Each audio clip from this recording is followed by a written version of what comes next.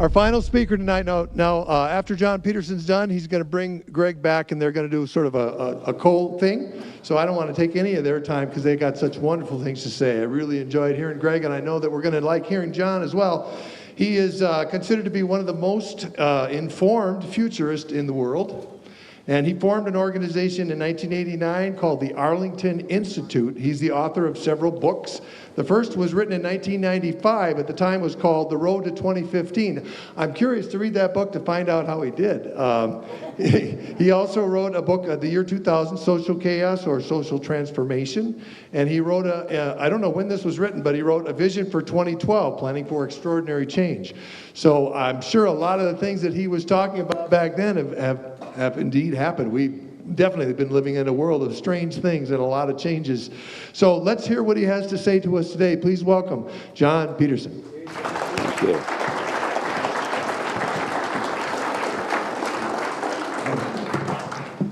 Hello, my friends.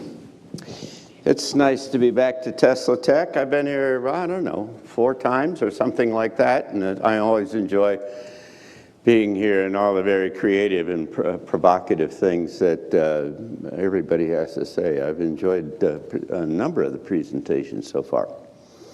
I'm a futurist, a professional futurist, and we're living in a period of time when the presentation mouse doesn't work. See? The presentation mouse doesn't work.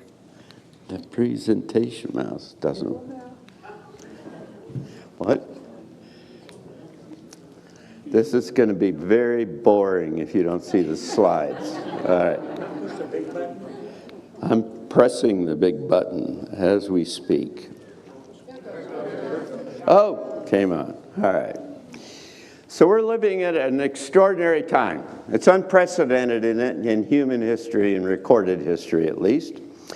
And it's a wonderful time to be a futurist because we're working into a period of time that we just have no precedent for and we don't understand. And what's emerging out of this thing is going to be a new human and a new world, like literally a new human and a new world. And again, the mouse doesn't, there we go. Maybe it works on the time. So there's some basic defining issues about how all of this works that you got to keep in mind as we go through this. This is not much fun. Okay. So one of the things is we don't have any experience in dealing with this. This is not an extrapolation of a trend that is just more of the same thing that we've had before. We don't know how to deal with this. And I don't like, do we have another mouse or something that works?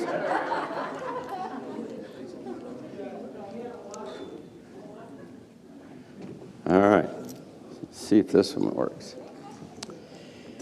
And one thing about this is that everything's accelerating. It's going faster and faster and faster. And so we don't have the history and the capability to be able to deal with it all. And the changes are getting bigger and more disruptive.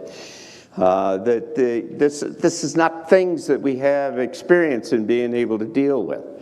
And I don't get it. John, works better if you stand on the floor. If I stand on the floor, Coming up behind you. The energy is within.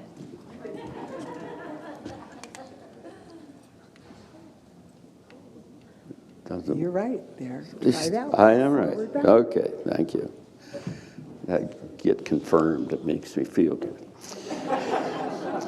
So it's basic. I'm setting this up, and I want you to get into a mindset here, because this really takes a unique kind of perspective to get into the space where we're going to go. And the approach that we all have to take to this has got to be dramatically different than anything we've done before. None of us have lived in this area. These are things that are happening that we've never seen before, and they have the potential to being really quite strange. So it also does not make sense from the perspective and the logic of where we've come from. This is a dramatic, almost ramp function change into a new space, and we just don't know how to deal with that.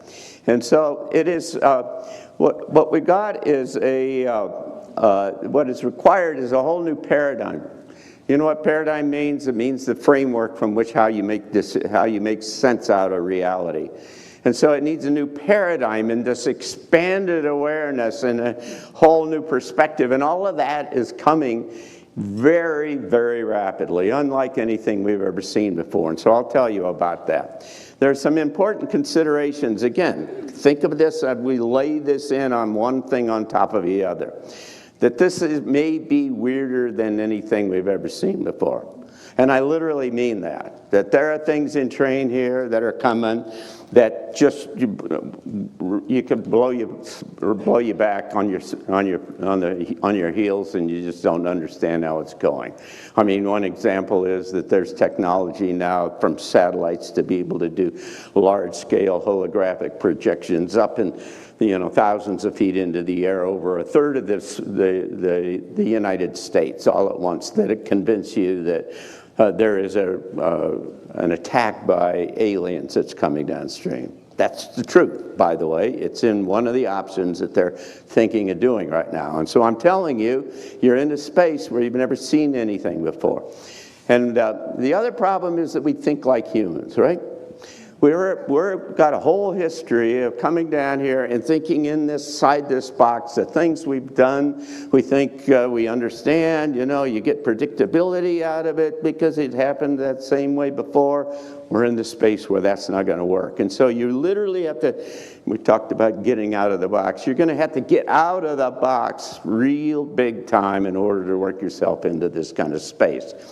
Jose Silva has a very interesting description about reality. He says the best definition I ever heard of reality is that one is a dream that we all share, right? We only have the faintest hint of what it actually is, and what we perceive, the way we see things, is largely just for our own convenience, right? Things at a distance are not really small, they just look that way, right? It doesn't, and the solid things are not really solid. And so what we've got is a contrived, if you will, kind of environment, a reality that we've gotten very used to, and we're going into a space that really is going to be different than that. Now, this is necessarily unconventional, right? You've got to understand that there's no kind of, like I said, extrapolations from the past.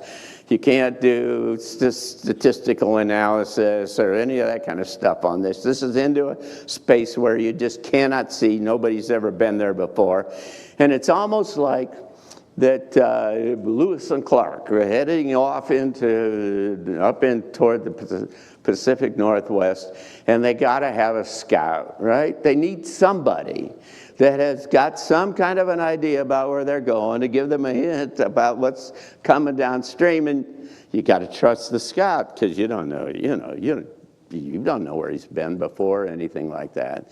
And in this space, the scouts are unconventional. They're not from here. They're from somewhere else, and they come and bring us ideas because they have a perspective that we don't have.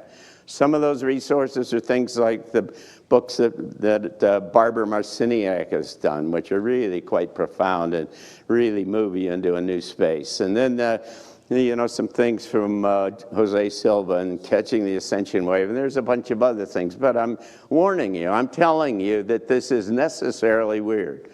I'm about the only futurist in the world that I know of that is willing to go out there and say, if there's a black box and there's a black room and there's no light and there's no door and you want to know what's inside, and there's no way to do it conventionally, then you better go find somebody that, even if they're very unconventional, that can at least give you an idea, right? Some idea is better than no idea. So that's where we're going. The caveat is you don't know for sure at all, but you're trying to gather up all of the pieces and parts that give you a kind of a vector that points to where we're going. So where did we come from? Here's what these alternative sources say. And you haven't heard this before if you haven't read some of these books. That we were first seeded on this planet millions of years ago.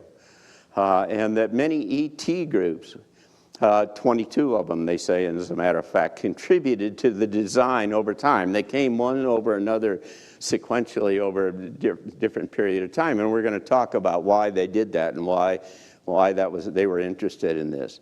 And this human experience was unique, and it was so unique that it drew the attention of many other terrestrial groups from all over the solar system and the galaxy, and even from other parts in the universe. What they say really quite clearly and explicitly is that there have been many civilizations on the planet going back millions of years ago. And it's not just Mu and Lemuria and Atlantis like we're all familiar with, but there are these things like this rock that have a integrated circuit embedded in the rock from millions of years ago. And there are things that happened back there that we just don't know and that are not part of any kind of current history. And, you know, some of these machines, like the one on the picture on the right. And so what they say is that human design, originally, they designed humans with 12 strands of DNA, not 2, 12 strands of DNA. And those 12 strands of DNA were a direct derivative of some of the kind of capabilities that they had, that the progenitors had and gave to us. Many of you probably have heard this story about the Anunnaki and, you know, and all of that kind of stuff, and how that Enki decided that he was going to take some of his DNA and merge it with whatever the entities were, the beings on the earth. Well, that's kind of like what happened. That's where 12 strands came from. And then, interestingly enough, there was a long, big war for Earth that was happening, and Earth was captured by this force that still is the dominant force at some level and controlling this space. And what they found out was that these humans with all these 12 strands of DNA had these amazing kind of capabilities, and they were young and they were just kind of nascent and starting, but they could look downstream and say, they're coming after us. They're going to eat our lunch someday.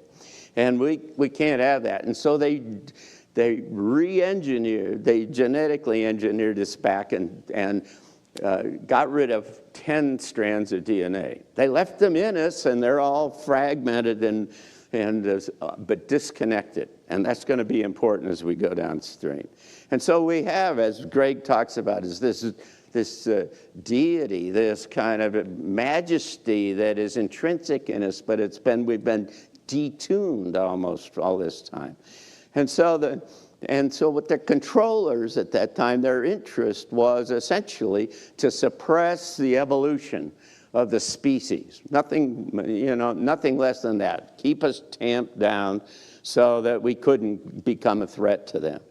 And what it turns out is that Earth is located at a very interesting place in the solar system and in the galaxy. And so it's real easy for other off-planet groups to travel to and transit to, and it's close to portals that'll get us to get them to far other places in the galaxy. And so it was a kind of a natural place that there was a lot of interest in who we were.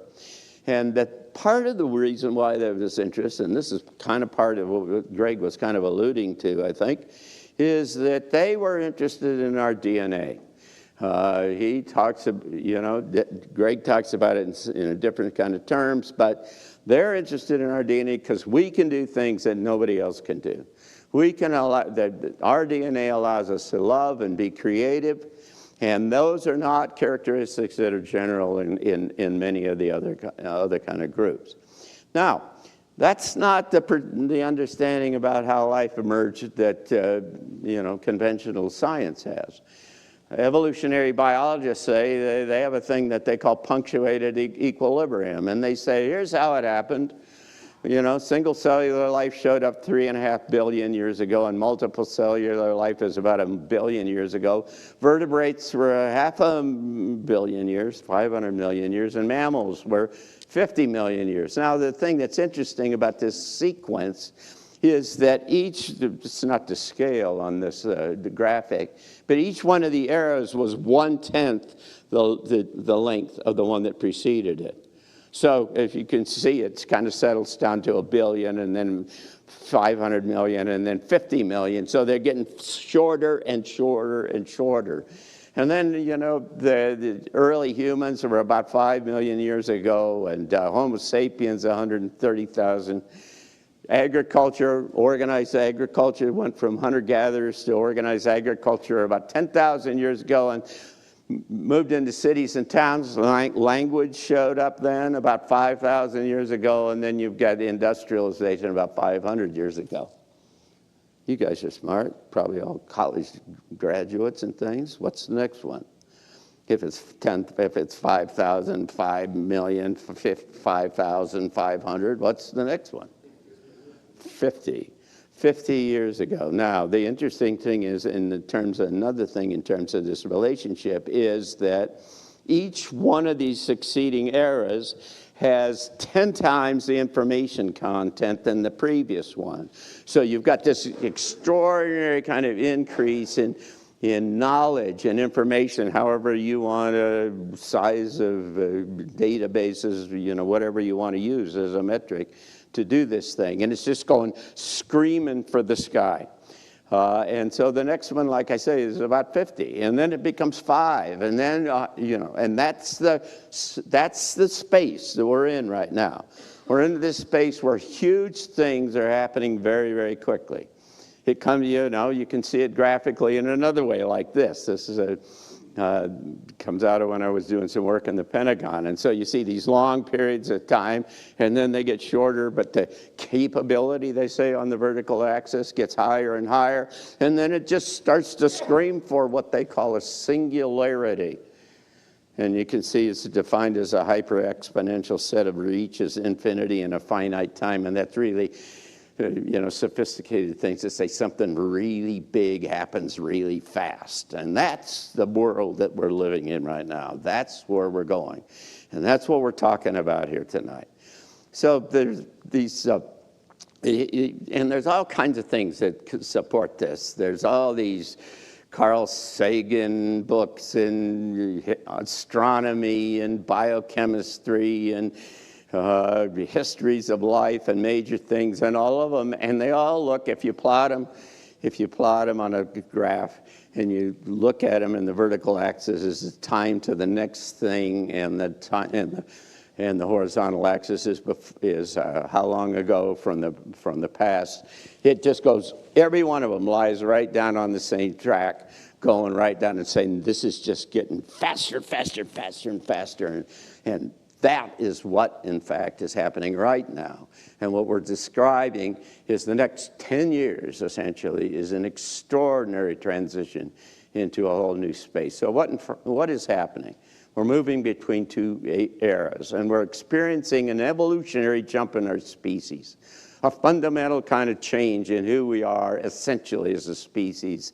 And this is all about activating that dormant DNA, right? That 10 strands of DNA that's still there. And what's happening is huge waves of energy are coming out of the center of the galaxy. We're going to talk about it. And what they're doing is activating the DNA. They're affecting the Earth. They're affecting the climate. They're doing all kinds of things.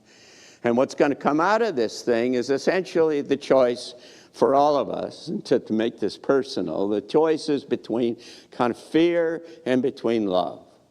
I mean, so far I've been being kind of concrete and it's kind of scientific-y and all of that kind of stuff, but just like what Greg talks about, when you get to the crux of what this is all about, this is about the choice between fear and between love, and what that is about, and how you internalize it. Your ability to be able to effectively transition, to navigate this space, is all about being able to choose the right path, because we're at a fork in the road. On one side, it's the way toward freedom and personal development, the evolution of all of the species, the enablement of all of these DNA in our extraordinary. We can duplicate everything within us that technology is trying to produce on the other side, because the other side is a technocracy road where they're using technology to control us. The technocracy is, there are all kind of books and things about it, and what it's all about is essentially where we've given up to any number of institutions, whether it's our education, family, religion, media, government, whatever it is. All of those have been designed to constrain us and essentially insulate us from the essence of who we are. And the essence of who we are is love. We're going to talk about that. And if you think about it, every one of those experiences that we've all had, we went to college and then they told us all of these things that started to build this box. And our families told us, and they went to church and they told us how this box, and you stay in this box, and these are all constraints to who we essentially are. And so what we've essentially done is we've lost control of our mind. We have lost because we've given it all up to all of those other things. And the net effect is that others, using advanced technology, are essentially insulating us from who we are. That's what's at stake here. That's the path. That's the split in the road that we're trying to do. So what technocracy is about, I mean, we won't spend a lot of time on this, but I mean, there are things like this. Did you know that there are 1,500 underground cities in the world? No, they got all kinds of stuff going on that you don't know about, that have been deep classified black programs, and right now there's more classified data than unclassified in the whole planet. And so there is a whole bunch of stuff that's going on that we don't understand, and they're using it all to try to constrain us. Greg already talked about the matrix. We're headed toward a matrix kind of world. You know that part in the matrix where they got them all plugged into tubes with all the goo all over the top of them, and just generating and pulling energy off the top of them. That's the way where this is going. The short-term objective, in the short term, because what we're looking at all around us is that we have a huge global debt problem. Every major Western country has got more debt than they'll ever be able to pay. The United States owes, $36 trillion or something like that. A third of all of the income that's generated from the IRS just goes to pay for the interest on what we owe. And what that means is that it's impossible to pay that off. And so all of the banks and everybody understands that, and what they know is that if this keeps going the way it's going, within 2 years, the whole thing is going to hit the wall and the whole thing is going to collapse. And if, in fact, that's what happens, then we all start going looking for them. We start looking for the bankers and go stringing them up on light poles or some other kind of thing. And they realize that that's not the thing that they want to do. So what are they trying to do? They're trying to collapse the system. They want to reset the whole financial system.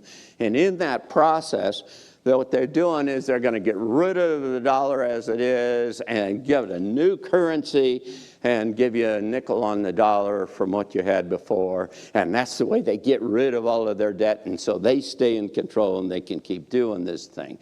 And the way they do that is they need a war. They need an excuse for being able to do that. And so they're trying everything in the world they can do to get World War III going this week or next week or something. I mean, literally, that's what's going on right now.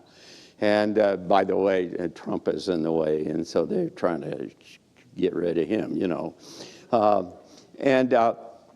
of that new currency, by the way, is going to be the elimination of all debt and they're primarily trying to get rid of their debt. But they're going to give you throw a bone to us all and say, we'll take care of your credit card debt, and you don't have to pay for your car payments and your mortgage and things. And so they're trying to make us feel really good about that while they get rid of the trillions and trillions and trillions of dollars. And now, if they're not successful in getting the war started, there is a direct line to a revolution. And a global revolution, as a matter of fact. Martin Armstrong, the extraordinary kind of prognosticator and economist down in Florida, who's got a computer, Copernicus, that's never been wrong in 40 years. Martin Armstrong says, and his machine has been telling him for 40 years, that there's going to be a global civil war between 2025 and 2027, after which times the United States of America collapses. And then in the next 5 years, there's a reorganization, and 5 new countries are stood up in North America. And by 2032, the Chinese run the world. Okay. Well, that's straight kind of logical computer kind of projections, and what he doesn't have in his projections or in his perspective is the possibility of extraterrestrial life showing up, because there's nothing like that has ever happened in the past. And the implications of artificial intelligence, this artificial AI stuff is just a big game changer, and there's possibility of technological breakthroughs. I mean, I've heard that there's a new internet that's supposed to be launched here in another, couple or 3 weeks. And if that, in fact, happens, then maybe there's a path to a new direction that you haven't seen before. But whatever happens, it's a really big deal, and it just sends us all off into another direction. Now, the midterm objectives of the technocrats, I guess that's what it would be. They want, like I said, like the Matrix movie, they want humans integrated into their technology. Ray Kurzweil is perhaps the best-known futurist, says that by 2043, that a single computer is 1 billion times more powerful than all the human beings on the planet, and from then on, we work for them. That's a singularity that we talked about earlier. And humans lose their independence. They become energy sources for the controllers. They suppress the evolutionary leap, and technology runs it all. It's like being in a simulation or a computer game, right? So there's this giant kind of difference between these two paths, because on the other path, alternatively, you get part of this evolutionary leap of humanity. We're at the stage of where the energy's coming, and we could just turn out to be just amazing in terms of our capabilities. But it's all tied to the whole return to love and to nature.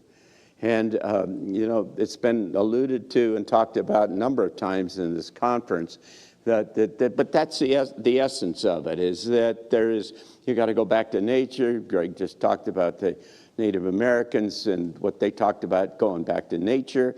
We got to go back and connect.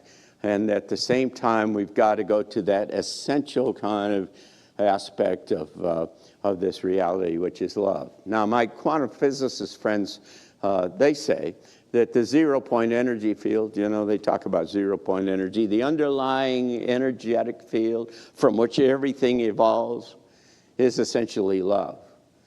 When I grew up and went to church, they all told me God is love. That's literally the truth.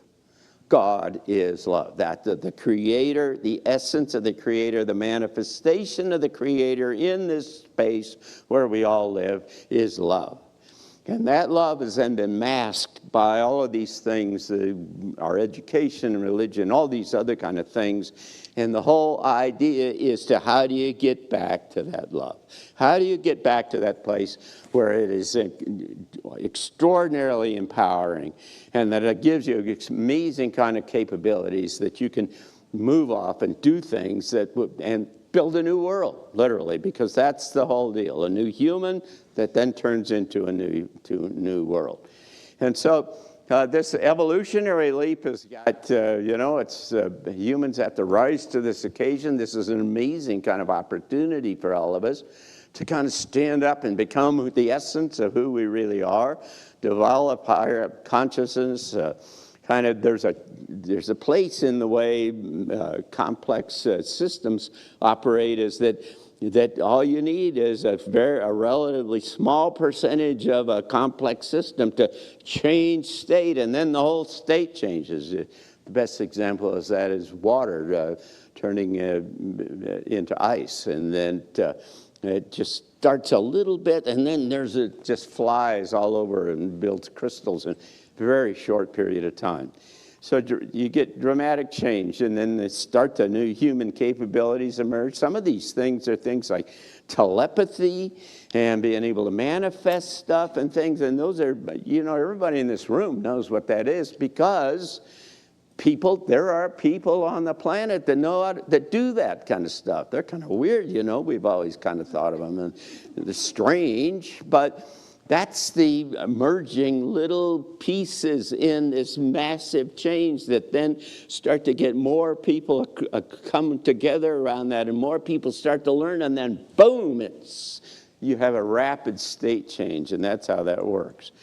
So part of what's going to happen here, and you could probably bet pretty good money in the next couple of years that there's something major going to happen in terms of our engagement, our active engagement with other life off of this planet.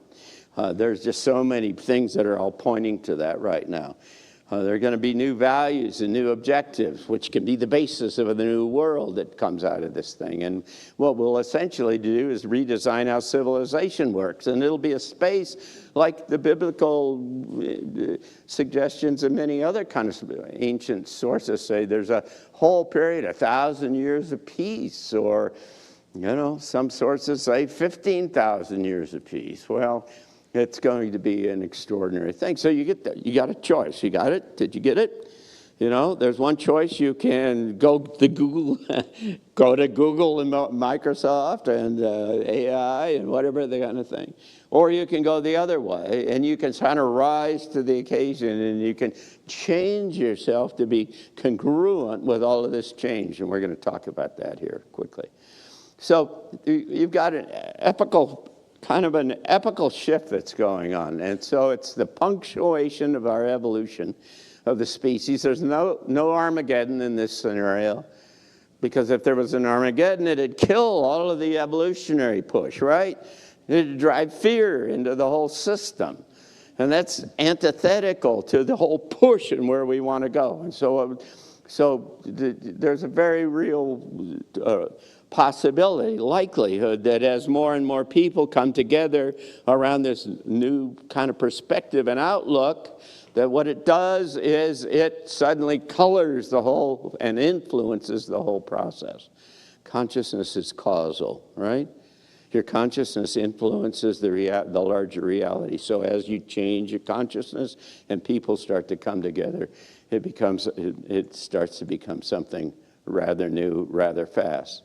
So everyone gets to choose. This is a really, it's hard to overstate this in terms of the personal kind of opportunity and responsibility that we all have.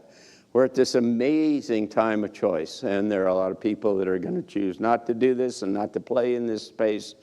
But if you choose to go onto the path of this personal development, empowerment, and freedom, then it's going to make all the difference in who you are in the future. Walter Russell, who's shown up here a couple of times, says that you'll soon find yourself using cosmic forces which you also cannot see, instead of working blindly in the dark. It's hard to state how extraordinary this is and what it opens up and the possibilities that where we're going. I used to sit on the board of the Monroe Institute, which is this organization down in Virginia. And the Monroe Institute has a process where they move you into other levels of consciousness. They're called focus levels. And one really important one is Focus 35. And when you go into Focus 35, there's this common experience that everybody has.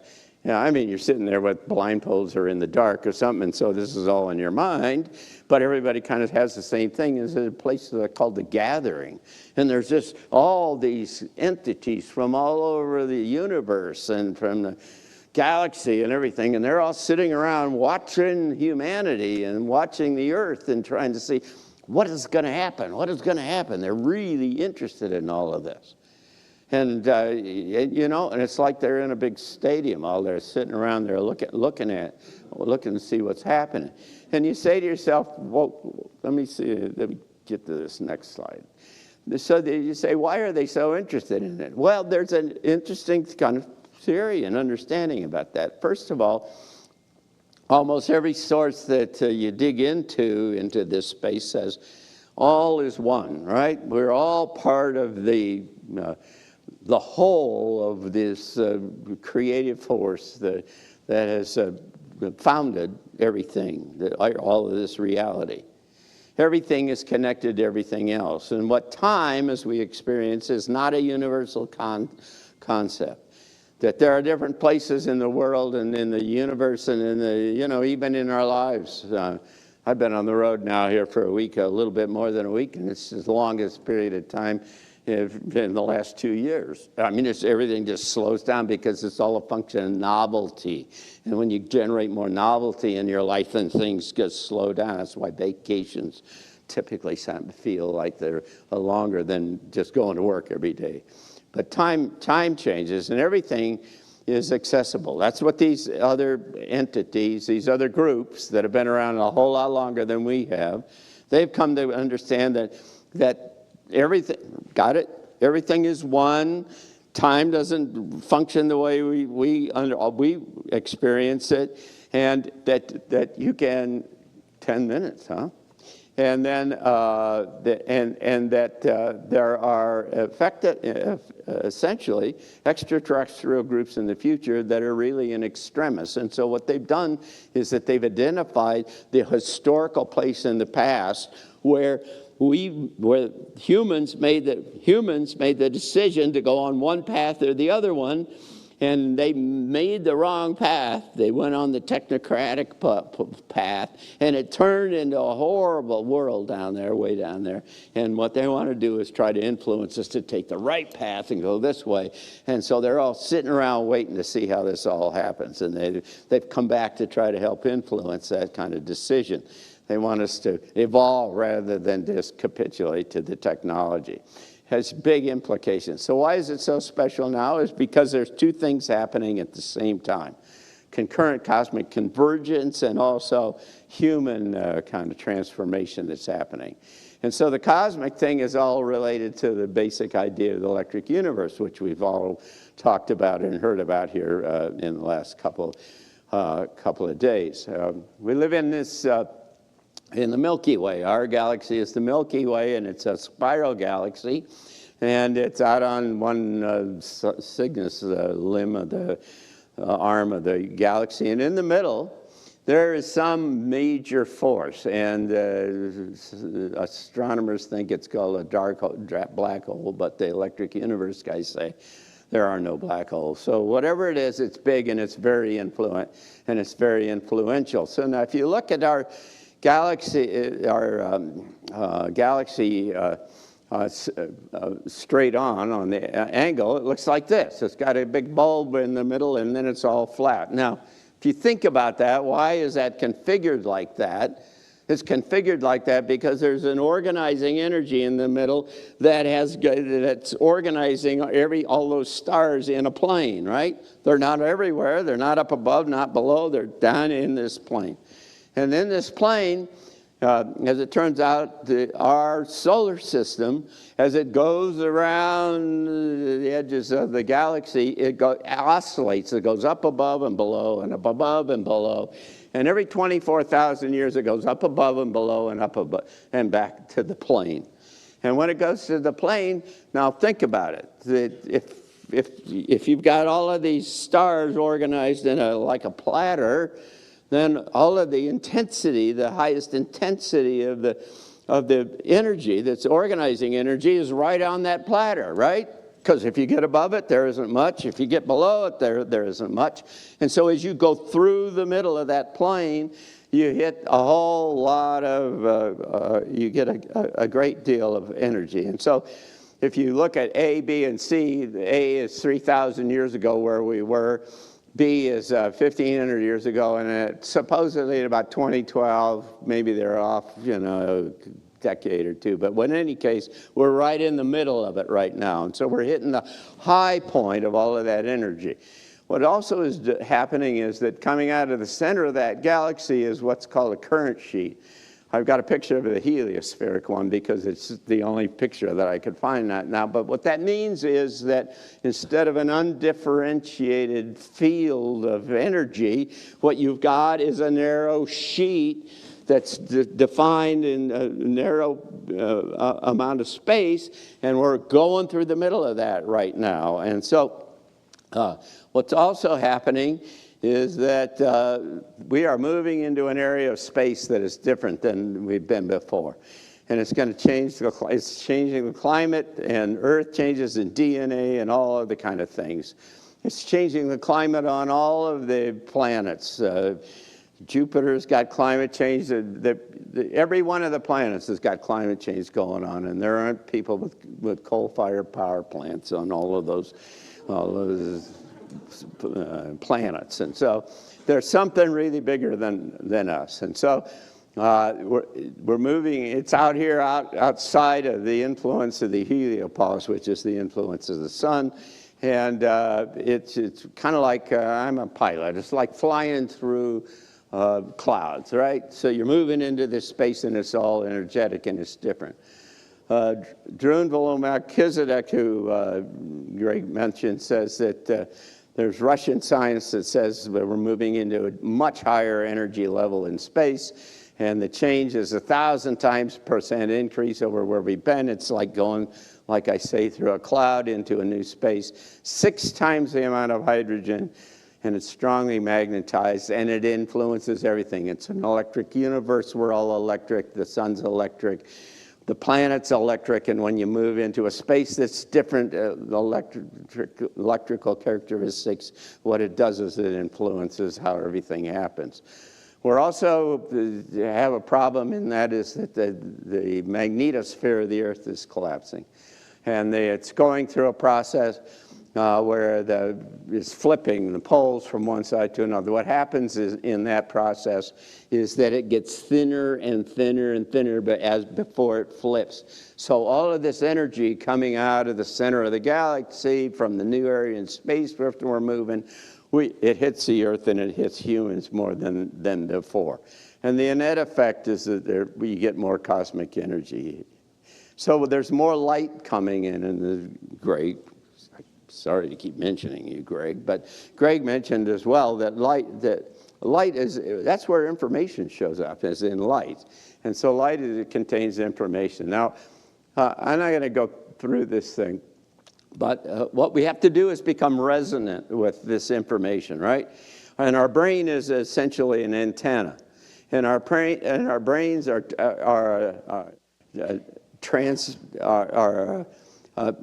translate electrical energy, this information from outside of us, into chemical energy and other kinds of stuff inside of our brain. And that's an MRI, and that's how that works because we're magnetic inside of us.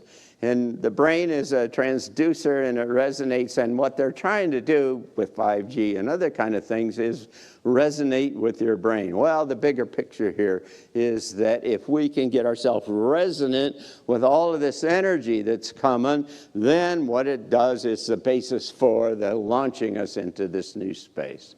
We're moving into a new area of space. The magnetosphere is changing, and it's all, we got to resonate with a thing, and it turns into extraordinary opportunity.